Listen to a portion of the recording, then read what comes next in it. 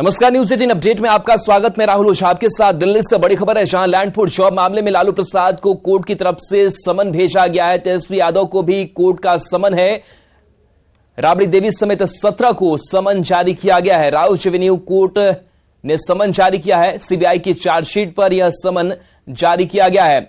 4 अक्टूबर को पेश होने का इनको आदेश दिया गया है। इस बारे में और ज्यादा जानकारी देंगे। तो ये खबर दिल्ली से सामने आ रही है, जहां पर लैंड फॉर जॉब स्कैम मामले में लालू प्रसाद को कोर्ट ने समन जारी किया है। लालू प्रसाद यादव के साथ साथ तेजस्वी यादव भी इसमें है, राबड़ी देवी भी है और 17 को समन जारी किया गया है। तो राउज एवेन्यू कोर्ट ने यह समन जारी किया है। सीबीआई की चार्जशीट पर समन जारी किया गया है और पेश होने का आदेश भी दिया गया है। तो इस पूरे मसले को लेकर के अब तो कोई नई बात है, ये सब तो पुरानी बात है, कोई नई बात, ये तो होते ही रहेगा। ये ना पहला है ना अंतिम है, ये भी आप लोग जान जाइए। तो ये सब तो चलता रहता है, इसमें कुछ दम नहीं है। तेजस्वी यादव की प्रतिक्रिया भी इस पूरे मसले पर आपने सुनी। तेजस्वी यादव ने कहा कि ये कोई पहला समन या फिर ऐसा कोई आखिरी मामला नहीं है, बल्कि ये चलता रहेगा और ये पहले से भी चलता आ रहा है। तो बहरहाल कोर्ट ने अब समन जारी किया है, तो अब इनको पेश होना होगा। मामले में राउज एवेन्यू कोर्ट ने बिहार के डिप्टी सीएम तेजस्वी यादव, लालू यादव, राबड़ी देवी समेत 16 आरोपियों को बतौर आरोपी समन जारी किया है। आपको बता दें कि सीबीआई ने इस पूरे मामले में जांच को लेकर एक नई चार्जशीट दिल्ली की सीबीआई अदालत में दाखिल की थी, जिसमें पहली बार बिहार के डिप्टी सीएम तेजस्वी यादव का नाम शामिल किया गया था। सीबीआई ने जो चार्जशीट दाखिल की थी, उस चार्जशीट में सीबीआई ने ये आरोप लगाया था कि तत्कालीन रेल मंत्री लालू यादव ने अपने सरकारी पद का दुरुपयोग करते हुए तमाम लोगों को गलत तरीके से सरकारी जमीन लेते हुए कहीं ना कहीं उनको नौकरी दी है और तमाम जो फिलहाल जमीन है वो कौड़ियों के भाव ली गई हैं। और इसी पूरी अनियमितता को लेकर तेजस्वी यादव का भी नाम सीबीआई ने शामिल किया है। बहरहाल कोर्ट ने सीबीआई की चार्जशीट पर आज संज्ञान लिया है। तमाम आरोपियों को फिलहाल 4 अक्टूबर के लिए समन जारी किया गया है। 4 अक्टूबर को तमाम आरोपी यानी कि तेजस्वी यादव, राबड़ी देवी, लालू प्रसाद यादव समेत जो 16 आरोपी हैं उनको कोर्ट में पेश होना होगा और कोर्ट से जमानत लेनी होगी। सीबीआई की तरफ से कोर्ट में दलील दी गई और ये कहा गया कि सीबीआई ने अभी तक जो जांच की है उस जांच के मद्देनजर इस पूरे मामले में इन लोगों की संलिप्तता दिखती है और इसीलिए इनको समन जारी किया जाना चाहिए। बहरहाल कोर्ट ने फिलहाल सीबीआई की चार्जशीट पर संज्ञान लिया है और कोर्ट ने बिहार के डिप्टी सीएम तेजस्वी यादव, लालू यादव, राबड़ी यादव समेत तमाम आरोपियों को बतौर आरोपी 4 अक्टूबर के लिए समन जारी किया है। सुशील पांडे, न्यूज 18 दिल्ली।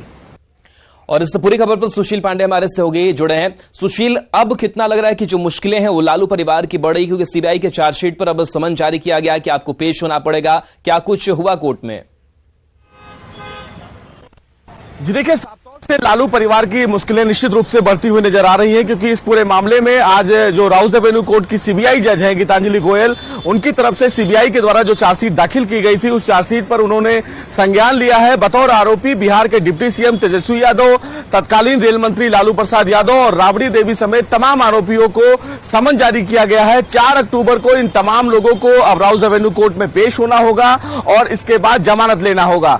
सीबीआई की तरफ से लैंड फॉर जॉब के मामले में ये दूसरी जो है वो चार्जशीट दाखिल की गई है। इससे पहले भी सीबीआई ने चार्जशीट दाखिल की थी, जिसमें लालू यादव, राबड़ी यादव समेत कई लोगों को आरोपी बनाया था। लेकिन पहली बार सीबीआई ने इस पूरे मामले में जो दूसरे जोन की इन्वेस्टिगेशन कर रही थी उसमें जो बिहार के डिप्टी सीएम है तेजस्वी यादव, उनका नाम बतौर आरोपी शामिल किया गया।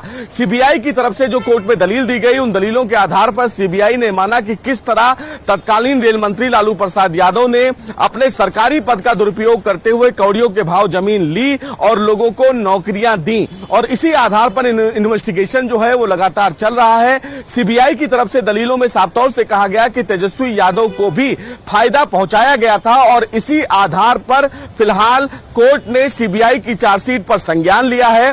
सीबीआई की तरफ से लगातार इन्वेस्टिगेशन जारी है। इस पूरे मामले में अभी और भी जोन की जो इन्वेस्टिगेशन है वो सीबीआई कर रही है और आने वाले दिनों में और भी चार्जशीट दाखिल होगी। लेकिन ये पहली बार है जब बिहार के डिप्टी सीएम को भी सीबीआई ने बतौर आरोपी अपनी चार्जशीट में शामिल किया था और इस पूरे प्रकरण को लेकर वो आगे बढ़ा। 4 अक्टूबर को बिहार के डिप्टी सीएम तेजस्वी यादव, लालू प्रसाद यादव, राबड़ी यादव समेत जो 16 आरोपी हैं उनको दिल्ली की राउज एवेन्यू कोर्ट में पेश होना होगा। तो निश्चित रूप से जो मुश्किलें हैं वो लालू परिवार की बढ़ गई हैं, क्योंकि एक तरफ आईआरसीटीसी मामले में सीबीआई इन्वेस्टिगेशन कर रही है, वहीं दूसरी ओर अब लैंड फॉर जॉब के मामले में भी जो सीबीआई के इन्वेस्टिगेशन की रडार है वो लालू परिवार पर है। आने वाले दिनों में देखना होगा जब इस पूरे मामले में जब बहस शुरू होगी, जब दलीलें रखी जाएंगी तो लालू प्रसाद के जो परिवार है वो किस तरह इसको डिफेंड करते हैं। लेकिन सीबीआई की अभी तक फिलहाल जो इन्वेस्टिगेशन है उनमें सीबीआई के पास जो तथ्य मौजूद हैं उस तथ्य के आधार पर यह माना जा सकता है कि इन लोगों की संलिप्तता जो है वो इस केस में है और इसीलिए सीबीआई ने इनको बतौर आरोपी अपनी चार्जशीट में शामिल किया है। जी चलिए सुशील बने रहिए। रवीश नारायण भी पटना से हमारे साथ जुड़े हैं। रवीश, जिस तरीके से अब 4 अक्टूबर को पेश होने का आदेश दे दिया गया है, सीबीआई की चार्जशीट पर समन जारी किया गया है कोर्ट ने, पटना की अगर बात करें तो वहां पर किस तरीके से आरजेडी खेमे में जो हलचल है या फिर जो प्रतिक्रियाएं हैं वो देखने को मिल रही है, क्या तस्वीर है वहां से? आरजेडी खेमे में जो हलचल है या फिर जो प्रतिक्रियाएं हैं वो देखने को मिल रही है, क्या तस्वीर है वहां से? देखिए, लैंड फॉर जॉब मामले में जिस ढंग से कोर्ट ने फैसला लिया है, सम्मन जारी किया है और लालू, राबड़ी समेत तेजस्वी को 4 अक्टूबर को कोर्ट में बुलाया है, इसे लेकर के परेशानियां जो है वो निश्चित रूप से बढ़ी है। लेकिन तेजस्वी यादव ने खुलकर अभी मीडिया से बात करते हुए इस सवाल पर उन्होंने कहा है कि देखिए ये राजनीति से प्रेरित है और ये कोई पहली घटना नहीं है और ना ही कोई आखिरी है। ये विरोधी जो है वो लगातार ऐसा काम करते रहेंगे और आने वाले दिनों में उनका कहना है कि जैसे जैसे चुनाव नजदीक आएगा ये जो बातें हैं और बढ़ेंगी और इसे लेकर के इसमें कोई परेशानी वाली बात नहीं है। तेजस्वी का कहना है कि इस मामले में कोई दम नहीं है, यहाँ पे लगातार अपनी जो बातें हैं वो कोर्ट के सामने रखते रहे हैं और आने वाले दिनों में भी जो है वो कोर्ट में अपनी बातें रखेंगे। लेकिन उसे सीधे रूप से जो है वो राजनीति से प्रेरित बताया है। लेकिन सबसे बड़ा मसला है कि लैंड फॉर जॉब मामले में तेजस्वी यादव को पहली बार चार्जशीट में नाम शामिल किया गया, उसके बाद सम्मन जारी हुआ है, तो निश्चित रूप से तेजस्वी की मुश्किलें जो है वो बढ़ सकती है। लेकिन तेजस्वी यादव ने खुलकर कहा है कि ये पहला मौका नहीं है, आने वाले दिनों में भी ये घटनाएं हो सकती हैं, यह पूरी तरह से राजनीति से प्रेरित है। जी चलिए, बिल्कुल। तो कहीं ना कहीं अब तेजस्वी का भी अब नाम जिस तरीके से शामिल होता हुआ नजर आ रहा है, जाहिर सी बात है कि अब तेजस्वी को जवाब किस तरीके से देना होगा और कितनी चुनौतियां भी तेजस्वी यादव के लिए भी बढ़ेगी। क्या लगता है कि राजनीतिक दायरे से भी अगर बात करें तो क्या इसका असर पड़ेगा?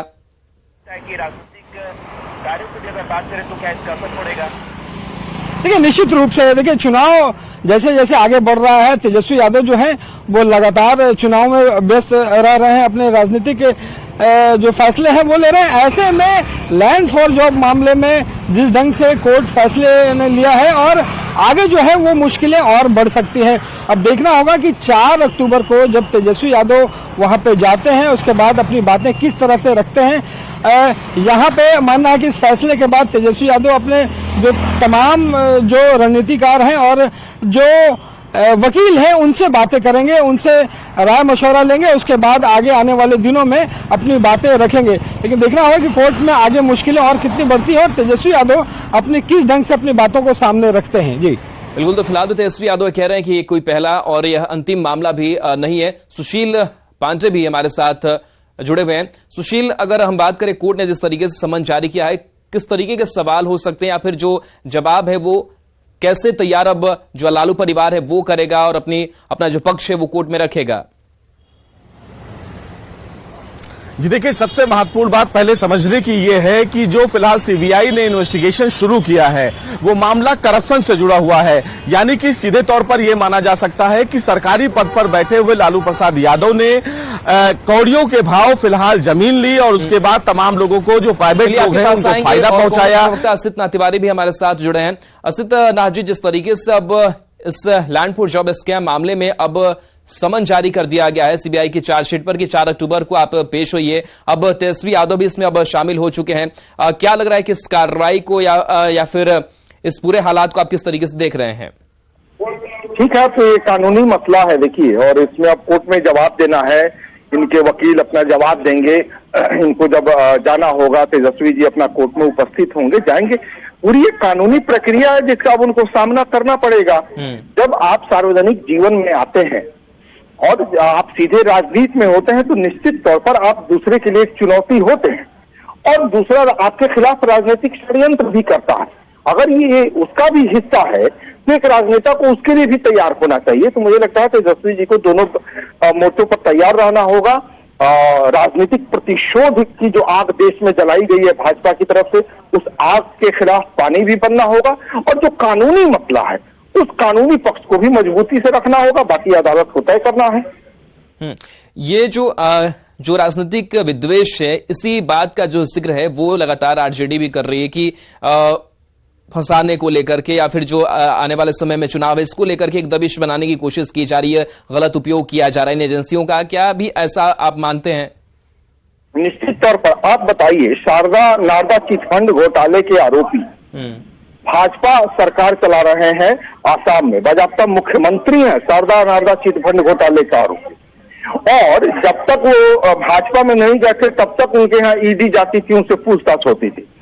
जैसे ही उन्होंने भाजपा की सदस्यता ली, वो आसाम के मुख्यमंत्री भी बनाए गए, और ईडी ने दोबारा उनसे कभी पूछताछ नहीं, क्योंकि घर का रास्ता ही ईडी भूल गई। या आप अभी महाराष्ट्र में जो घटनाएं हुई हैं देखिए, महाराष्ट्र की घटना देखिए कि अजीत पवार इतने बड़े, खुद प्रधानमंत्री को कहते थे कि अब तक के सबसे बड़े घोटाले का आरोपी, और जैसे ही वो भाजपा में आते हैं उनको क्लीन चिट दे दी जाती है। हसन मुश्रीफ मंत्री बना लिए जाते हैं महाराष्ट्र में। तो ये तो है ही पूरा पॉलिटिकल ड्रामा, पूरा का पूरा पॉलिटिकल ड्रामा है, और देश भी समझ रहा है। लेकिन ठीक है, समय आने पर देश भी इसका जवाब देगा।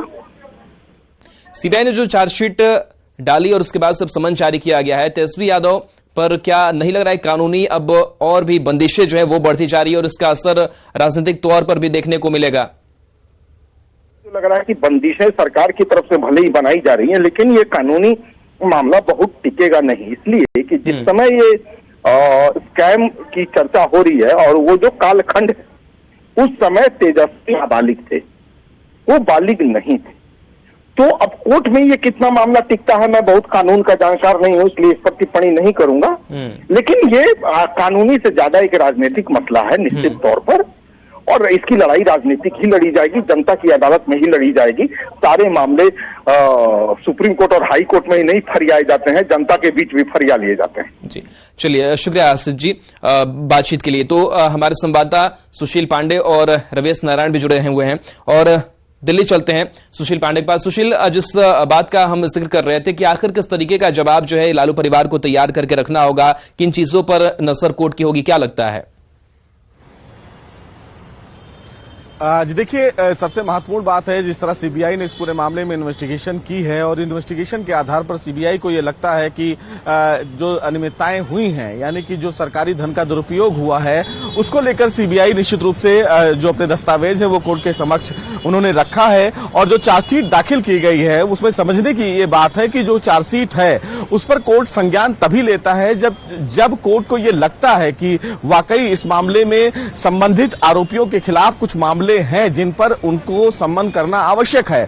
तो ये कोर्ट को भी बहुत बेहतर लगा, और इस पूरे आधार को देखते हुए उन्होंने तमाम लोगों को समन इशू किया है, क्योंकि सीबीआई की इस चार्जशीट पर पहले कोर्ट ने स्टडी की है, और उसके बाद प्रथम दृष्टया में कोर्ट को ये लगा कि वाकई जो आरोप सीबीआई के द्वारा लगाए गए हैं उन आरोपों में इन तमाम लोगों से भी बात होनी चाहिए, और इसीलिए बतौर आरोपी इन लोगों को समन जारी किया गया है। 4 अक्टूबर को जब ये कोर्ट में पेश होंगे तो इनको जमानत लेनी होगी। इस केस में जमानत लेने के बाद जो चार्जशीट की कॉपी है वो इनको सप्लाई की जाएगी, यानी कि जब चार्जशीट की कॉपी इनको सप्लाई की जाएगी तो इनकी तरफ से दलीलें कोर्ट में रखी जाएंगी, और इसका काउंटर किया जाएगा कि जो सीबीआई ने आरोप लगाए हैं, जिस आधार पर सीबीआई ये कह रही है कि लालू जो यादव थे उस समय समय रेल मंत्री थे और उन्होंने किस तरह कौड़ियों के भाव जमीन ली और किस तरह प्राइवेट लोगों को फायदा पहुंचाया। उसमें रेलवे के 3 बड़े अधिकारी भी हैं। तो उन तमाम लोगों पर जो आरोप, चलिए बिल्कुल, तो अब मुश्किलें जो है वो बढ़ती हुई नजर आ रही है और खास करके अब तेजस्वी यादव के लिए भी मुश्किलें बढ़ गई हैं क्योंकि समन जारी किया गया और उनको पेश होना पड़ेगा। और चलिए आप